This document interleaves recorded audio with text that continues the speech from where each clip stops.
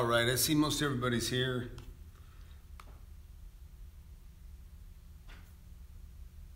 Let's see.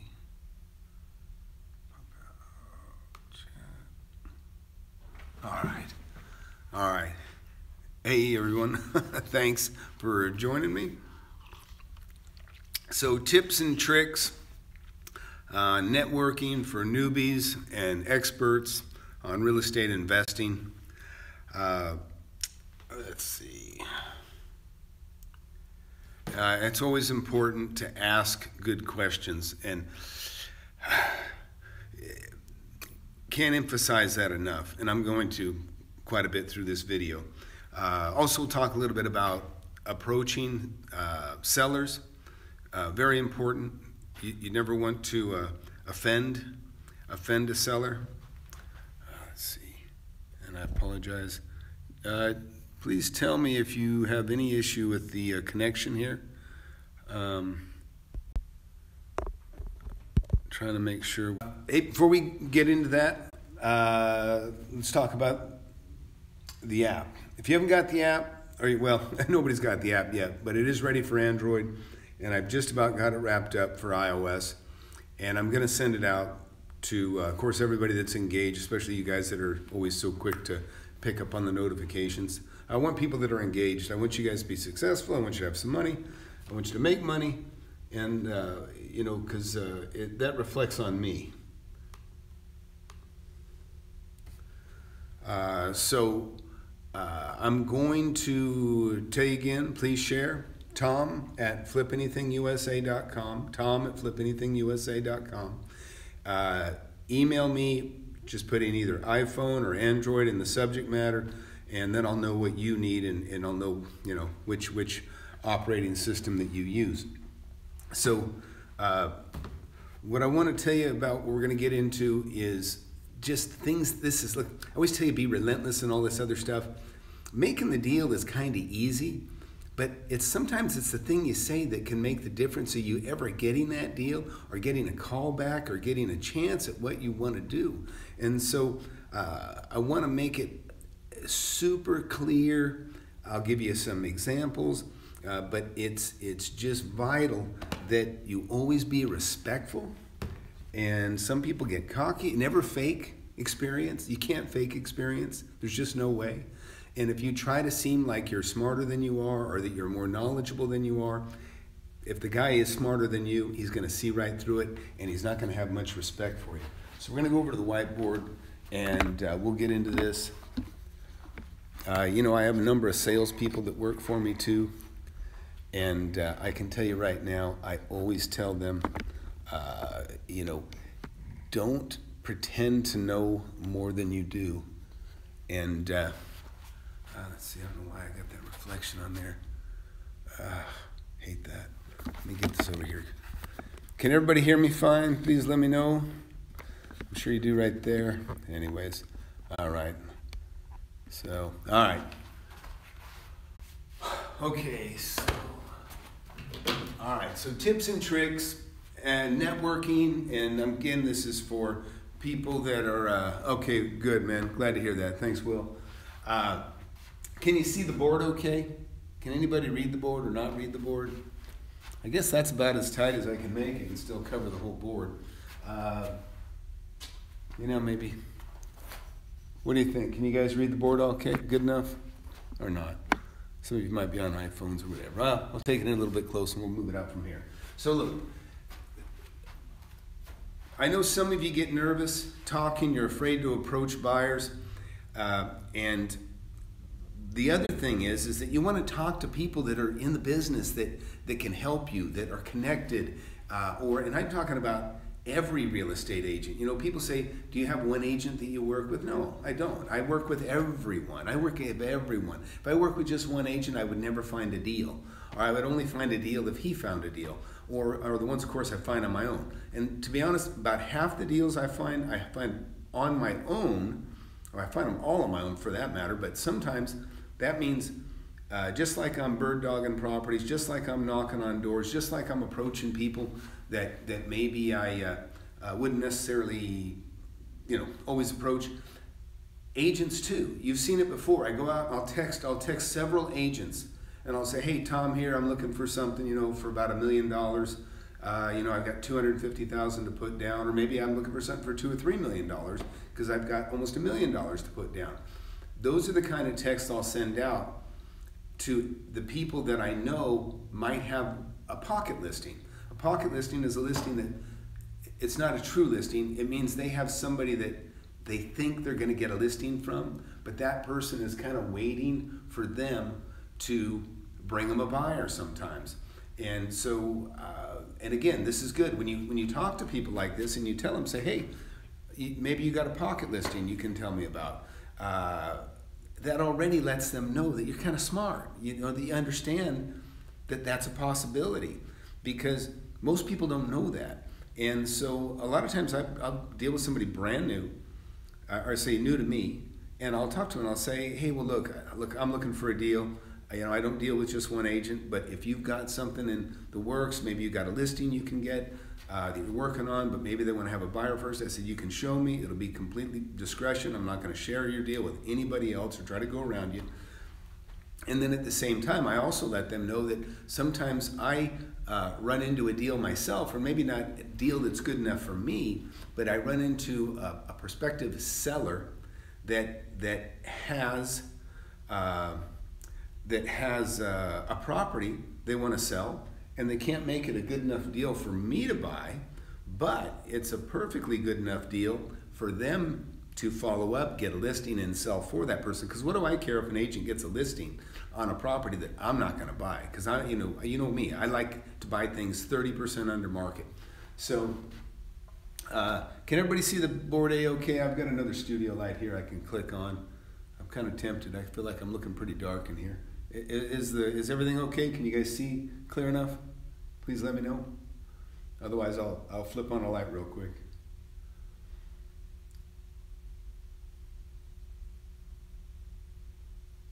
Okay, good. Thanks for that. Appreciate that. Okay, good. So let's talk about first, just in general, talking to people, everyday people. Not meaning agents. This could be the person that you knock on the door. This could be a friend of a friend that might have a property for sale. First of all, whether you're a newbie, or maybe you're somebody that you consider yourself pretty sharp, okay, you can still blow it. You can still blow it. You have to always be respectful. And when you're talking to people, other agents, and let's say you approach a new agent, and so like I said, you might talk to them about the pocket listings. Don't pretend to be smarter than you are. But you can still ask good questions. So let's cover here's the deal. If you ask good questions and you're sharp, you can ask good questions and not know much about real estate. That's just a fact. And you can just say, hey, I've got some money and I'm looking to buy, but you got to know the basics. So let's get into this real quick. If you ask good questions, you're going to get respect. The other thing is you're going to be taken seriously, okay? The other thing is, if you've got their respect and they take you seriously, you're going to be the one that gets the phone call when they get something that lands on their plate. They're going to say, oh yeah, old Tom was here, and maybe I'll give him a call because he's going to remember me. First of all, he's going to get a lot of calls from me too, because I'm going to stay in touch, okay? The downside is if you make a bad impression, you're not going to get any respect. You're going to be considered a waste of time. And you know what I refer to a waste of time? I call them time burglars. People that waste my time. It's like a time burglar. So time burglars get no respect from me or the companies that I run. And then you're not going to get a call. You're not going to get a call, and you're not going to get a chance to make that deal, to get that deal that you're really, really looking for. So let's get to good questions. Okay, so good question. Good question, if you're going to talk to an agent, is, let's say you just don't know very much about the market, like I know a lot of you don't, but even if you do, you want to give them the nod as being somebody that's knowledgeable and that, has something to offer. So you ask them, say, hey, what do you think about the market? Or what do you think the best opportunities are right now? You know, where do you think the most opportunities are as an investor? What do you think I should do? You know what I mean? That's a fair question. Whether you're a pro or a novice, you're asking another professional, hey, what do you think? And people appreciate it when you give them respect that their opinion is valued. So it's very important that you treat people with respect in that regard. You know, you can say, you know, you can ask them, do you see any owner financing deals? Do you see that kind of trend happening? You know, and you can have other questions, but I mean, you know, listen, sometimes people ask me questions, even, you know, they're watching a video, they hadn't watched 10 minutes of it, and then they ask a question that's already been probably answered 20 times in my, you know, 30, 40 other videos before that. And so to me, it's like, you're not doing your homework. You're not putting in the time to get, you know what I mean? You're just trying to shortchange it. Quick, you know, I'm not going to hold anybody's hand and tell them, you know, individually when it's like, man, watch the videos, right? I'm just saying. So people in the same way, people don't want to feel like their time is being wasted. And so when you talk to an agent, you know, you want to let them know that you're credible, that you will buy, you know, you're looking for, you know, you're looking for a good deal. And, you know, because listen, if you don't tell an agent that you say, look, I'm a bargain hunter, I'm a bottom feeder, I'm looking for a very good deal. But if you have a very good deal, you can call me. Because if you don't talk to them and if you don't tell them what you want, they're going to hand you the MLS, okay? And you do not want somebody to hand you 100 listings that are on the market that everybody sees. You want that listing that hasn't hit the MLS yet, okay? And what happens is people will get a listing that's in the office and they share it with everybody in the office, but they don't share it with other offices, okay? Once they put it on the MLS, boom, it's shotgunned out. Everybody has it now. They like to keep it in office for a few days, and the reason they do that is because they'll get a bigger piece of the action if it sells in-house. If it sells in-house, you know, another agent within the office can get it. They'll be getting a little bit bigger cut. The broker may even have some special options and things set up where they'll you know, treat them nicer if they keep it in-house. So those are things you got to know about, and it's good to know about that too. And of course, you know, something also to be aware of, when you network with agents and stuff like that, you always want to deal directly with the broker that has the listing, because the broker that has the listing, he puts it on, he's got a listing. Let's say, you know, usually what they do is they cut a deal. You know, it's just as much work to sell a $200,000 listing as it is a $1 million listing. So a lot of times when the listings for properties that are over 200,000, they'll make a deal. Like, I'm going to list a couple, and I already told the agent, I said, look, we'll do it at 4%, meaning 3% to the selling office or 2.5% to the selling office. But if you sell it in-house, you know, he gets 5% or 4.5%. In other words, if the agent that gets the deal inside the office, or the person that's listing my property, he can cut me a little slack because he's going to make a little bit more, and I might even hand him the seller myself, because I'm very proactive. When I put a property up for sale, even if I give it to an agent to sell, I'll put my own sign up there, and I won't cut the agent out, but he might, you know, if I go in there and make the deal and close it, he'll get a little bit smaller piece than he would if he did all the work himself. Just fair. So back to the good questions. You know, you're kind of giving them a nod by asking the other person what their opinion is. And here's the thing: you may just, you know, you may not know hardly anything, but you ask somebody, say, hey, what do you think? What is your opinion about the market? What do you think about you know, where do you think the greatest opportunities are? And then just listen, because that agent or that person, whomever it is, may just open your eyes to a whole new world. I can tell you, I had a guy one time, this is like 30 years ago or more than 30 years ago. And this is like when computers were just barely going for personal computers. And I had a guy that he knew I was interested in real estate, and he was a builder, and he knew something I didn't know. He told me about data, I don't forget what, but basically it was a way to get that data that I'd been mining through microfiche. He explained to me, oh no, there's this thing, data something, real data. I think it was called real data back then. anyways, bottom line is computer, dial-up modem phone hooked up. You'd hear the dial tone and everything else. But all of a sudden, all this beautiful information is coming over the phone that's giving me the data on the houses, how long they've been owned, whether they're owner-occupied or homesteaded, which is great information. And we can get into that more. When a home is not homesteaded, it means it's tenants living there. It's a renter. That is a higher probability of a sale than a homeowner's property. Because if it's a tenant, they can sell it, right? You can buy it and then the tenant can live there. So I don't want to get too far off subject, but I want to get to this on this right now. It's so important that when you talk to people, of course, you make them your friend, okay? I've got that written up here too. So look, before you go approaching though, you need to learn what you can on your own, right? And you're going to learn a lot watching my videos and other guys like me that are very active and very experienced. Watch and learn, just learn. You know, I had Ty Taylor on here the other day, you know, and I think I pretty much know just about everything. I had him on here, I learned some stuff from him. You know, he's in a little bit different market than I am, but he also does a lot of double closings. He calls it wholesaling, I call it double closings primarily. But those double closings lead to getting in with deals with no money out of your own pocket. So I actually learned a little bit on bandit signs. He was explaining that, I told him, I said, look, if you only had 100 bandit signs, what percentage of those would you use for attracting buyers, and what percentage would you use for attracting sellers to sell you the property? And he said it was a 9-to-1 ratio. You have to watch the video if you want that information, but you watch it, you'll learn a lot.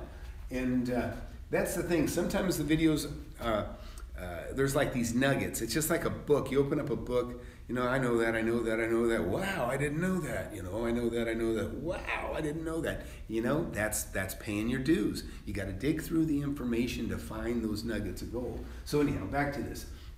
So what you can do right now on your own is just research the market. We talk about all the time. Look in your neighborhood or look at the area that you're doing. Look at stuff that's for sale. Ask how much. Why is it so much? What's the square footage? You can do the math on you know, how many square feet, and you know, sometimes you'll see a house that's less than others and you're going, why? Oh, well, it's backed up against, you know, a cemetery. It's backed up against, you know, a HUD project, you know, can be. You can actually get a discount on the value from your tax assessor if you're up against a HUD project, if you're up against, you know, there's just reasons for that, but it's not bad information to know, and it's stuff that you'll learn about your area specifically as you go along.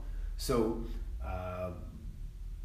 bird dogging. Okay, bird dogging is a great way to get information too, because you're learning about property. When you go up and you find a property that's empty, that's vacated, you know, ultimately you figure out who owns it.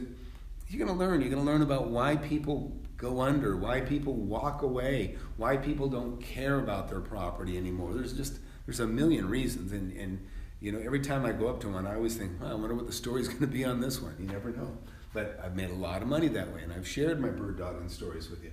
So, no value. These are all things, like I say, if you just if you appear to be a bright, like, listen, people come to me, if they're bright, and they don't have to know everything, but if they're bright and they demonstrate to me that, you know, they're aggressively trying to learn, trying to absorb, man, I'm very helpful. I'm very helpful.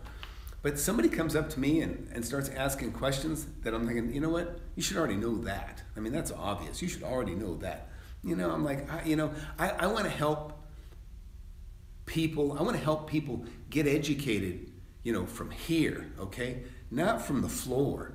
The floor, the education you get from the floor, from the very bottom, that's on you. You got to get that education. That's what I'm talking about, the basics. Learn what you can on your own. Okay, networking with agents and sellers and investors, you know, start talking to them, because these people will educate you. And like I say, you just say, hey man, I'm new, but you know, can you tell me what you think? You know, what are your thoughts? People appreciate it when you're honest and you ask them questions like that. Hey, what do you think? What you have to say is important to me.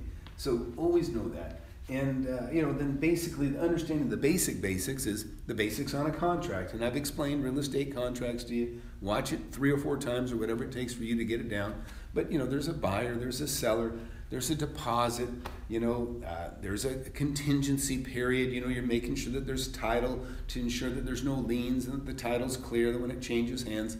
Those are all very simple things, but there's some people watching right now that may not know what I'm talking about. That's the basics. That's the stuff that you can learn 100% and need to know on your own right now. Go learn that right away.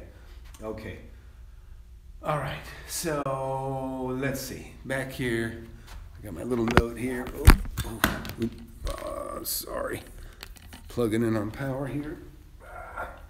And hey, while I got you folks on here, be sure to like my videos. Okay. It helps me on the SEO. So please like.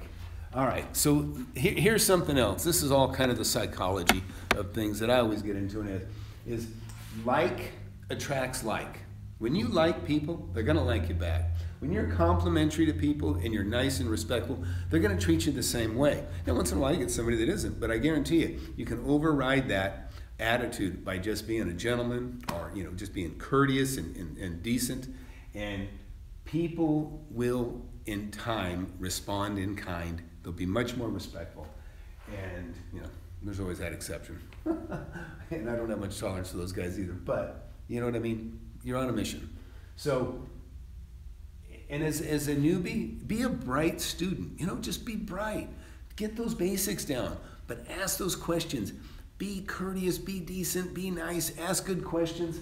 And the other thing here, okay, this is always good. This is always good here. Right here, it says, okay, give a gift, okay, of knowledge, right? Teach somebody, share something that somebody doesn't know about, right? Now let's talk about what that can be. That can be some news that you just heard about that's related to real estate. It could be they're putting in a new peripheral loop around the city. It could be that there's an overpass going in, going to affect values. Big moves like that within a city, a street widening. Utilities are being brought another 5 miles out of town. That's big stuff. That's important stuff. To people that are in the game in real estate, that's like, oh my gosh, they're bringing utilities out there. The value is going to go up. Let me get out there and let me get a piece of that. That information is gold. And when you share that with someone, again, it gains respect because they understand that, oh man, this guy's got his ear to the ground. He's thinking ahead. That's the kind of people that, and then if you learn something from somebody, you want to keep that person in your network. And you also, again, you want to respond in like, right? In other words, somebody gives you a great tip, maybe you get a big property out of it, you make a deal out of it. Like I say, a lot of times, a lot of the people that I do make a connection with, that I try to buy their property from, I can't buy it. They want more than I'll pay for it. So an agent that maybe hooks me up and I find a great deal and I buy something from them, I try to respond and I say, hey, you know what? I got a property out here. I'm going to give you the guy's number. I tell him maybe the guy's difficult and, here's the story, whatever the story is. But he does want to sell, and maybe you can make a deal. Maybe you can get yourself a listing agreement, and maybe, you'll make some money. And so if I do that for an agent, man, I'll tell you, that agent wants to respond back. He wants to do something for me too. And that's something that you can do as a bird dogging guy and somebody or gal out there looking for property. You will run into those kinds of opportunities where you're not going to make a deal, but you can at least hand it to somebody, and hand it to somebody that you think can hand you back and help you in return. So give the gift of knowledge. So things like that is, like I say, a lead on getting a listing is a very, very nice way, because you're going to put thousands of dollars in their pocket if they go out there and they successfully get a listing. Even my little app, my little app, it's going to be out here pretty soon. You can share that with them. Say, hey, here's a free app. Here's a free app. And you're going to love this app too, by the way. Be sure to get the app. If you just get tuned in, go to tom@flipanythingusa.com, tom@flipanythingusa.com, put iPhone or Android in the subject line, and I'm going to send you the app within a week or two. That's the plan anyways. So like I say, and then news, if you've got your ear to the ground, you're going to hear about things, and the more people you talk to like this, the more information you're going to get. Now, don't also forget that information is gold, okay? Information is what can make you rich, okay? Just like what you're learning here and the things that I've learned in the past, I mean, it's gold. I told you, if you look at that one deal, there's the guy that overheard the couple farmers sitting in a cafe I used to go to.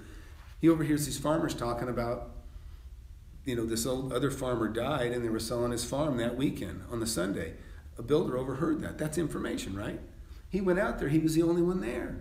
He bought a $5 million property for $160,000. And he's been smiling ever since, right? So that's the kind of thing that can happen. Again, but I just can't emphasize enough that, of course, always being relentless and pursuing and looking and looking and looking. I'm always looking.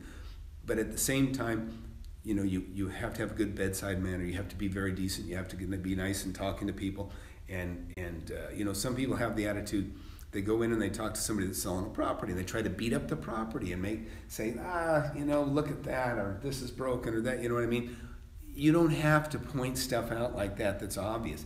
You just tactfully talk about it and say, hey, what do you think it costs to repair this? Or how much would, you know, what do you think it would take to bring this place in shape? You know what I mean? Let them do the math. Let them figure out that, oh yeah, there is a lot of work. You know, you just got to be tactful in your approach on that type of thing, and it'll serve you well.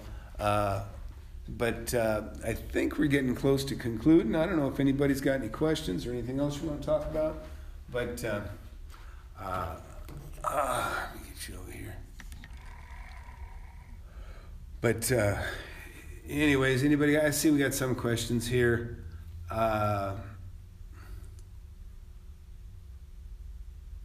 Wow, man, that's great. Well, I'm glad to hear about it. Will says he just flipped a property. He bought one for $2,900 and flipped it for $5,000. So that's awesome, man. You made a couple $1,000. And like I say, that's, you know what? There's more opportunities to get a lot of little deals than there is the big ones. There's still big ones out there, but a lot of times doing just exactly what you're doing is really good, because a lot of times people don't mind taking a property that's worth $10,000 and selling it for $5,000, even when they know it. They just go, you know, I mean, $5,000 is a relatively small amount of money to me, and a lot of other people have a lot more money than I do too. And you know, they just, I'm not going to worry about it. You know, I just sent off a trailer full of stuff that, you know, it's probably worth $10,000, but I didn't want to take time to parse it out and sell it and play with it. I wanted to be done with it. And in all honesty, I probably gave it to my kids to sell it. But in all honesty, I just wanted to get the crap out of there. So it was crap to me, but you know what I'm talking about. So that is excellent. You know, that's what you want to do, Will, and just keep it up, because, you know, the next thing you do, you'll be playing with, you know, $10,000 and $20,000 deals and making $10,000 and $15,000 on each of those. I've sold, you know, probably 100 lots or something like that now that I bought for under 30, that I bought for like, you know, $10,000, $15,000 a lot, and flipped them for $25,000 to $40,000 a lot. And I actually, one of my videos, can't remember the name, but I kind of get into that, and how I took a neighborhood and I bought up all the available empty lots, all the available vacant property, and then I reset the values. I bought up everything that was available, and all that was left was the people that wanted more than I would pay for it. And then I put all my property up for sale even more than they were asking. And then some of them raised their prices, but others just sold, because now I kind of reset the value in that area, kind of monopolized it to a degree. And by doing that, they got to start selling off their property. And then when they sold off their property that had previously been more than I was willing to pay, now it was done. I have all the remaining inventory. Now I have full control. And these are the kind of things you'll learn, and the opportunities that you'll see by doing, and you're going to see opportunities that I've never seen, and you're going to take advantage of things in ways that I've never been able to take advantage, because I'm not seeing the same thing. Plus, you know, you got a mind, you have your own mind, just like a Ty's deal. You know, Ty's doing things that I wouldn't have thought to do, and you know, maybe I wouldn't, you know, I don't even want to do, but some of it is so good. It's so good. And believe me, a lot of people are very apprehensive to approach people, and they're afraid of the unknown. And really, you shouldn't be. You just gotta know that if it was easy, everybody would do it. And that's probably the best thing I can tell you is right there. That's what's nice about when you become a real estate investor. It's something not everybody else is doing, and so you have the advantage of just simply, you're delving into a world that people are afraid of for nothing. They're afraid of it for nothing because it's unknown. They're fearful, and believe me, that's the kiss of death. I mean, if you're just simply afraid to look, and you know what I mean. Fine, keep those people. That's better. That's why I only want to deal with people that are the most engaged. Okay, we got Dakota. Okay, he's asked me, do I prefer to buy and hold as opposed to flip and sell? Dakota, let me explain it to you this way. I do both, and I do both all the time. It just depends on the deal. When I buy a home, look, I bought the lake house. Lake house, we're $200,000 more than I paid for it.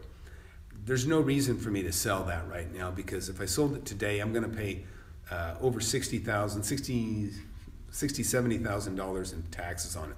If I hold it a year and it doesn't go up, if it just is worth the same, or even if it's worth $10,000 less, I'm going to save $20,000, $30,000 still. By holding it with it dropping in value, I'll still save it because the gain is going to be less, okay? So there's a case where, yeah, I'm going to hold it. But that's the advantage of when you buy under market, you have the option to hold for a while, because if things stay steady, you're fine. If things start to drop, you can bail out and sell and you're not hurt.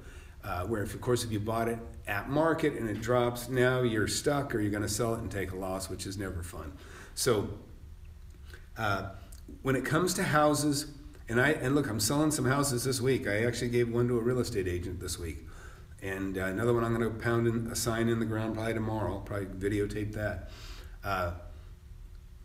Those I want to get rid of, because I think if the interest rate goes up, the price is going to go down. If the economy starts to falter, the price is going to go down. And I think one of those things is going to happen. I think the economy is going to falter a little bit, or I think the prices, the interest rates may go up some too, which will also hurt me.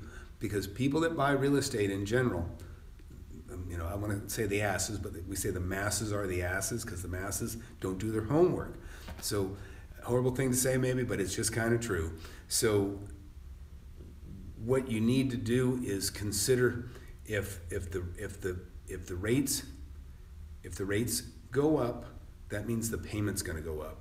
And like I say, the masses don't say how much. We say how much. We're smart. We're buying to make a profit. But the masses in general, they say how much a month. All they care about, they're living check to check, they're living month to month. All they care about is how much is it a month. And that's why when interest rates dropped, people were able to raise the value, raise the price on their home $100,000. A home that was selling for $300,000, all of a sudden they could sell for $400,000 or $500,000. And the reason they could is because the masses that are the asses, they don't give a shit about value. They care about how much a month, which is not value. They go in and they go, oh, I can have that. And for the same payment I pay on my $300,000 home, I can buy that and have the same payment, even though it's $500,000. Put $200,000 in your pocket. Fantastic. So it's nuts, but that's how most people think. So keep that in mind, Dakota. So in other words, I'm selling off my houses because I think there's high potential that those houses, and I'm buying houses too at the same time. But I'm buying the houses I'm buying under market. The houses I'm selling, I'm going to sell at market. So I'm going to sell these ones that I have at market, get that cash, and then I'm going to go buy some stuff, probably that I'm going to hold. I really am trying to get like another 50,000 square foot commercial center. That's what I really want. Like, at least I have one I can build right now. I have a property ready to go, and I'm actually having plans drawn, and I'll build that. That'll be about a 30,000 square foot big L-shaped shopping center on 3 acres.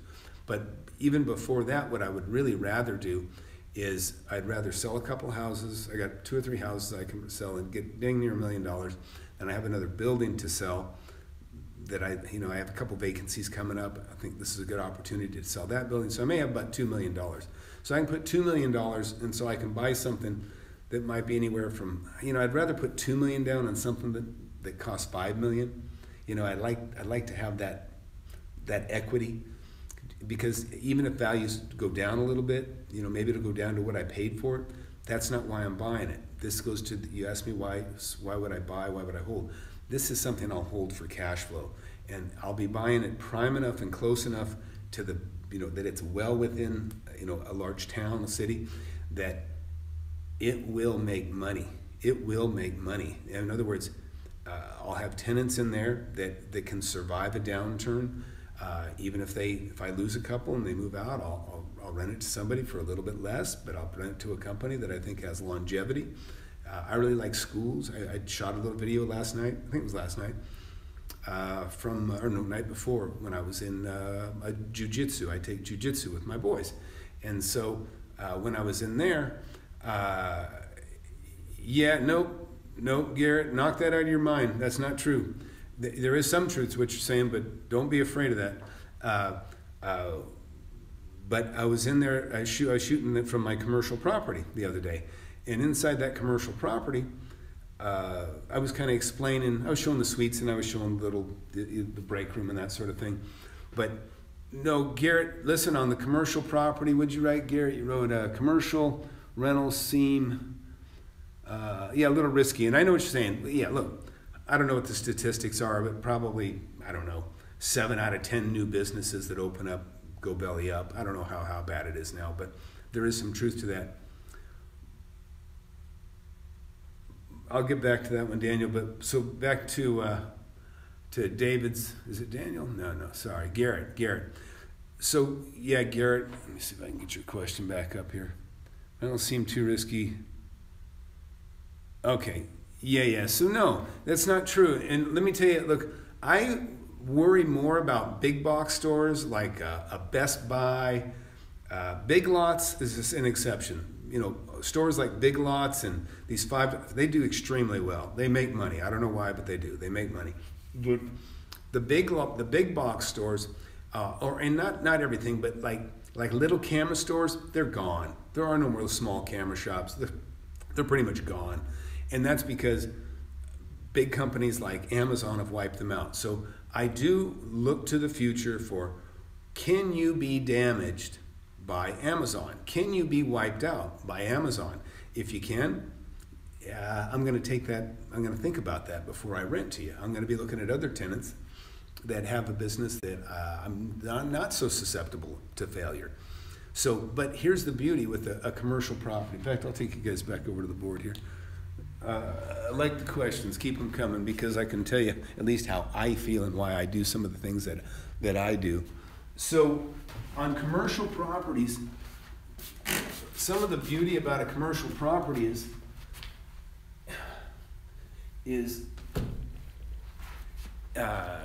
that they're very little maintenance. The tenant improvements, you have no carpet to replace, you have none of that stuff. Tenant usually puts their own money in to fix up and start up. Now, there's plenty of commercial properties and commercial tenants that are just simply moving. They're moving to a better location, or they're expanding to a second store. So when you say their failure, yeah, look, when you have a company that's brand new, they're opening their doors for the first time, then there's a higher failure rate. So so higher failure with new, and also businesses that are becoming, obsolete, and I would consider that like a camera store, like little camera stores, because right now you can, part of it is the iPhone and that such thing. That thing kind of took over the camera business for the small point and shoots, but I would stay away from businesses that are likely to fail, or a brand new business, because they're not proven, right? So a lot of times I look for people that are willing to take a 3-year lease commercially, and one of the reasons I say we're looking for a 3 to 5 year lease is the person that will take that 3 to 5 year lease is somebody, I know this, they're already established. They might even want a 10-year lease, So do you follow me on that, Garrett? In other words, you're going after the cream of the crop, right? You might go in and you might get, believe me, I've got a commercial property. I just signed a 15-year lease with a bar. I just signed a 5-year lease with a very, very successful restaurant. I've got other companies in there that, manicures and pedicures, they've been there 15, 20 years, yeah. But now, if somebody, wanted to open up a yogurt station for the first time, it's brand new yogurt. I've seen a lot of yogurt stations go out of business. Probably not so interested. And especially sometimes they want me to participate in their tenant improvements, meaning help them pay for their stuff. You know, I don't do it. In fact, I just rented to a tattoo parlor the other day. And of course, you know, I was a little bit concerned about the crowd. I've seen some kind of rough looking crowds in the tattoo parlors. And I don't want 5 people sitting outside smoking in front of my store that's next to a clothing store that could, you know, maybe bother people or upset the traffic. So, you know, I talked to the guy and he says, man, he goes, no, I don't want that either. He said, we're artists, you know, one person comes in here at a time, or maybe, you know, a husband and wife come in and we tattoo up the wife or tattoo up the husband or whatever. That's fine. And I gave him a shot. All right, I gave him a shot. I mean, whatever. He's a new company, but I mean, you know, I can see he knows what he's doing. And I liked his demeanor. I like what he's talking about. I also see tattoo shops everywhere now, and they don't seem to be going out of business. So I think it's pretty stable. But it also goes to my thoughts on, I like service-oriented businesses. I like service-oriented. In other words, I have caterers that rent from me, you know, used clothing stores, pedicure, haircut, barbers, bars, restaurants. Man, those guys ain't going anywhere. Amazon can't kill a bar. Amazon can't kill a restaurant. Amazon can't kill, you know, a hair salon. So you got to just think it through. Think about what you're buying. You know, what you're buying into. When you're buying into, you know, when you have a new tenant, you're kind of buying into their vision, right? So that's what I'd say about that. Anyways, anybody got anything else? Anything on your mind? Man, I'm so glad to hear about you making some deals there. That is just heartening. I love to hear about it, and I like it when everybody shares their deals. I've actually had quite a few people write me and tell me they've, you know, flipped a few things now, and you know, and they're getting their confidence up, because that's the best thing. Once you make your first deal, you're going to think, can I do it again? Okay, and you're not going to be sure, but then you're going to do it. Then you're going to make another deal, and then you're going to go, wow, maybe I can make it again. And because at first, sometimes you'll have such a knockout deal, you'll think, oh my gosh, is this my 15 minutes of fame and fortune right there? But it's not, because you're doing the right things to make that repeat and repeat and repeat and repeat and repeat. And there is a fortune to be made in real estate. And again, it's not hard. It's a hell of a lot easier than working your whole life. You know, you take a job, even if you make $200,000 a year, you know, you're not going to probably save but $30,000 a year. So what's that mean? In 30 years, you're going to have $1 million? You know, it's not enough. It's not enough. So you can't afford to not invest. I'm telling you, you can't afford to not invest. That's what I tell myself. In fact, if I don't buy something every couple months, I kind of feel like I'm getting behind. You know, it's just my mentality. I feel like I'm getting behind. Why haven't I bought anything? You know, sometimes I reason out, well, okay, it's because you've invested everything in real estate. But then I start looking at my least productive assets, like these houses. Because I'm broke. I'm broke right now. I just spent my last $200,000 on the 11-day deal that I bought, right? So I'm broke. Not totally, but I mean, I'm broke as far as I can't go buy something right now that I want. And I actually have some things on the horizon that I'm kind of concerned that I want to buy. Haven't got a deal yet, but they could call me up and say, hey, let's make a deal. And I'd make a deal. But then it would put me under the gun to sell off some of the stuff that I'm about to sell anyways. And I might sell it for a little bit less than I want to in order to raise the money to buy something else, which is okay. But at the same time, I'm getting this stuff listed and on the market right here this week or first or next week. And I'm going to get that sold as quickly as I can without giving the store away. And I'm going to get that cash. One of them I have a partner on that I don't want to have a partner on. That is going to be cash. That'll be in my pocket. That I'll pay my taxes on, and I'll hang out and I'll play with that. The other one, though, is about $480,000, $90,000 cash. That will simply roll into a Starker account, or we call it an accommodator account. And now that I won't be able to touch, but I will take that money, and that will be the down payment on something else. And if I sell another building, then it'll be more like having $1.5 million or so. And then I can combine those two, and then I'll buy into something else. But you got to understand something. When you have a limited partnership, and I have many of them, my limited partnerships are simply me and my kids, okay? You know, my immediate family. They're my partners on it, okay? But I have like many of these partnerships like this that we all own individually together as groups. But once you put two of those together to buy a property, now they're married to that property. In other words, when you sell that asset, they have to be partners again on the next one, because once you merge two, whether it's two people or two entities together to buy another property, when you go sell that property, you can't say, hey, here's your money, now you can roll that into a tax-deferred exchange again. Can't do that. Once you put them together, you're stuck together. Or the next one you have a sale, if you want to break, you're going to break, but you're not going to be able to defer the taxes. You're going to have to pay the taxes, and that's how that works. So I think I got one more question here. Let me see if I can pull it up on the screen. I usually buy houses with a $40,000 gap, put about 10 to 20 in it, and then sell it and collect the profit. Hey man, that sounds good. That works. You know what? Listen, you can only play with the inventory that you have available to you. You know what I mean? That's what I do. You can't just specialize in, listen, I love commercial, I love industrial, I love big offices, but guess what? I'm not finding many of those kinds of deals. We've got people coming in with money, foreign money, that are happy with like a 4% return, which I think is suicide financially. I wouldn't touch that myself. And so it's good for me because I can sell it for a ton of money when I sell it. But the bad part is I like to reinvest my stuff in stuff that brings back a 15% return, or at least strive for that. Or there's got to be I got to be able to see that at the end of the tunnel, but never less than a 10% return. And I'm talking about I factor in a vacancy, factor in everything else.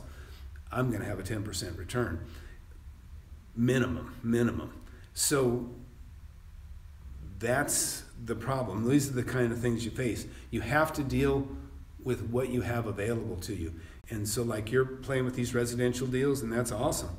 And the other gentleman earlier, he's playing with stuff where he made $2,000. Hey, listen, making $2,000 is fantastic, especially if you can do it do it often, And then, and then there's deals like some of the more deals I do in the commercial end.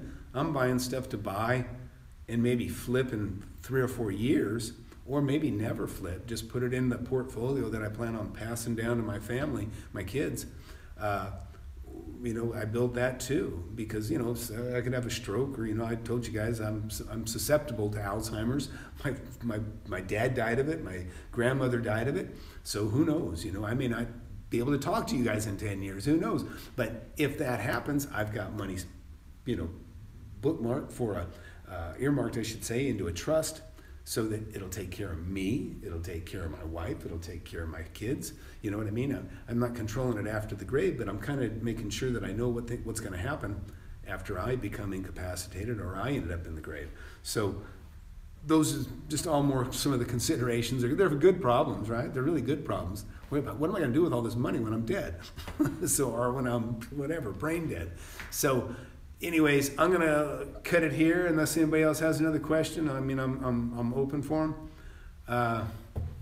Okay, I own multifamily. This is from Garrett. I own a multifamily, but would like to look at other commercial properties. Well, listen, here's the deal.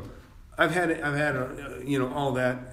In the multifamily, there's opportunities. I know Grant Cardone, he loves it, but he also, he's more of a syndication. It looks like he tries to just get people to invest with them. That's a whole different story. But I buy, I'll buy an apartment. I don't really look at apartments right now. To be honest, I don't love them. But what I don't like about them is I don't like the fact that there's so much maintenance involved. There's vandalism. There's just wear and tear. There's carpet. There's floods. There's all kinds of things that cost money. The maintenance cost on an apartment to me is far greater than any other property I've ever seen or dealt with. You get a commercial property, maybe you got to recoat the parking lot, or maybe you got to fix some pavement damage, or maybe you got a roof to fix. Those are the same things that happen with multifamily, okay? But what happens to multifamily that does not happen to commercial, and I'm talking, it could be like a 7-Eleven type store, convenience store, it could be offices, it could be a shopping center, is they only have one bathroom per unit, okay? And the floors, you don't have to worry about it. That's the tenant's problem. That's the tenant's deal. You don't have to deal with any of that stuff. And you know, as long as you keep it maintained, you're going to have a backflow. Or if they do something to cause a backup, they're responsible. But a lot of times, what will happen is on a multifamily, somebody can be responsible for a backup, and it'll flood 5, 6 apartments. Okay, because of what they did. If they flushed a towel down the toilet, like I've had happen, it can ruin a lot of property at once. Very, very expensive too to replace that much carpet. And where I'll never have that with my commercial properties. You know, I mean, I've had, you know, I just make sure that somebody gets down to the water jet and cleans the place out and make sure that everything's good. That stuff's important, of course. So yeah. So anyways, yeah. No, I like commercial. I say, you know, there are opportunities. I don't know what kind of multifamily you got, but if you've got like a B, like a property that's like considered a B, meaning it's not an A, but it's really good, even a C you could do it with. You can put what's called a condo regime on there. In other words, you can take you know, an apartment building, and you can basically subdivide it more or less into individual condos. And you can sell those individually. Now, there's a little bit of complication. Really, that's just a matter of paperwork being drawn up by a lawyer that creates the condo regime. But somebody has to run the Condo Owners Association, the COA. So there's things like that you can play with too. But hey, I'm getting off subject, but I hope everybody appreciated this video. I hope you got out of it what I was intending for you to get. Primarily, just like I said, just be smart questions. You know, get respect and be respectful, and it'll pay off big time. But I'm going to go ahead and call it quits here. I see one of my computers died. So anyways, that's it. Share and subscribe. Please like my videos. Like this one. Go like the last 3 or 4 that maybe you watched that you didn't like. I appreciate it if you do that too. And but also really share. Get the word out there if you would. Tell people I'm giving away an app. And yep, I hope